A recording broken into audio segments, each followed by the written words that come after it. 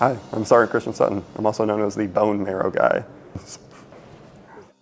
When I first started doing these drives, just walking into random battalion offices as a specialist or a PFC and asking them to do registry drives, I just wanted to do another one. It was just, hey, let me go talk to another battalion. Let me go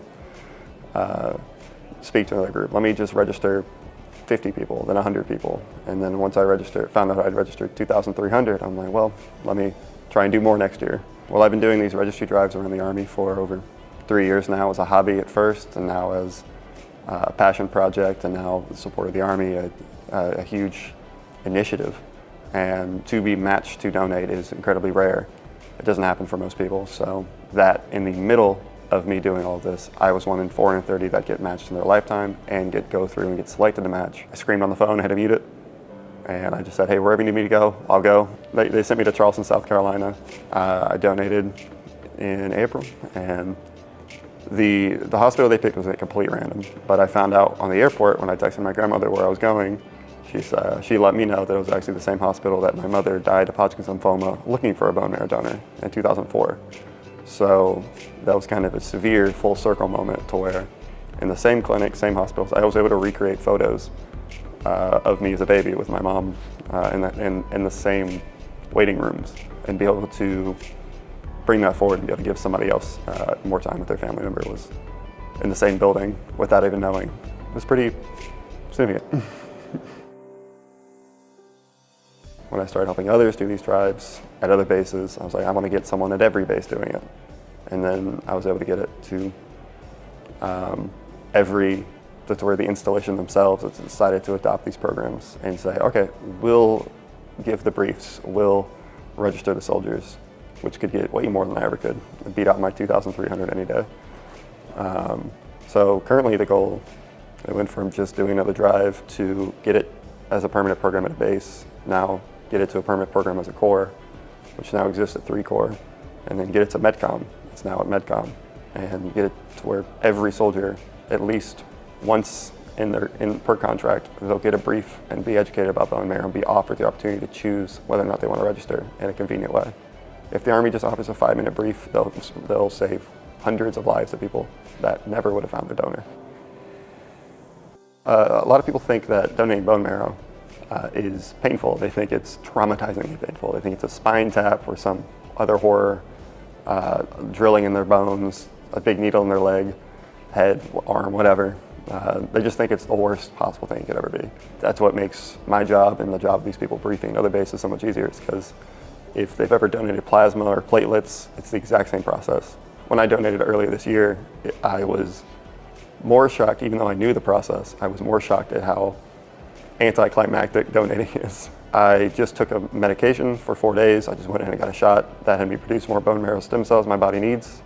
And on the 5th day, they just 2 needles, 2 arms, sat in a hospital bed. They just took it directly out of my blood over like 3 hours. I watched YouTube and I left. That was it.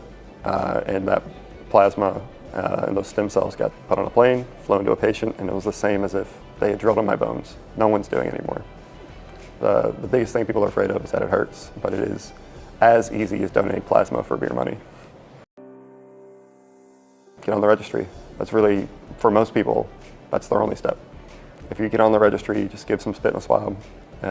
You now have the potential to be matched with a cancer patient who only genetically matches you at some point in the future when they need you. If someone wants to get involved, they easily can. They can educate themselves and go out and just talk to the unit or their groups or clubs and just do a drive. You just give a brief anywhere and then you hand them the kits. You get the kits for free. They're already paid for by Salute to Life. They're just there to give you kits. And you just go out, give that brief, and do a drive. For the Army, the more units that adopt the program and train and have people who are ready to give that brief, immediately the more lives are saved, more bases will have donors found and donations happen that sourced from within their unit that never would have been found otherwise. Operation Ring the Bell has significantly impacted the Department of War's contributions to the bone marrow donor registry. It was started in 1992 as a program to increase readiness, our warfighting capabilities, to have us be more prepared in case of a nuclear attack, as well as to just generally increase the amount of people in the donor database. Now, we registered 25,000 people in 3 years. In 2025, Operation Ring the Bell has registered about 10,556 people, about 10 that have donated so far since we started registering people. When the Operation Ring the Bell is fully running across the Army, it'll register between 50 to 100,000 additional donors a year. The U.S. as a whole registers 200,000, so immediately the Army will be one of the largest sources of healthy, young, diverse donors in the country. For people outside who want to know about the Army's program, the Army is about to take a war on cancer-related deaths. It's going to be a huge, huge player in saving lives of cancer patients in a way that no one thought would even make sense. But with so many soldiers stepping forward and educating themselves and getting registered and donating, the uniform and someone getting more time with their family will become synonymous for protecting people overseas and here at home.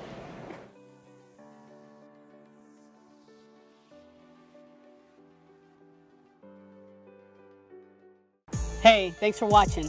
If you like what you saw, head over to our channel and click the subscribe button. From there, check out our other videos and see what else is going on in the U.S. Army. See you next time.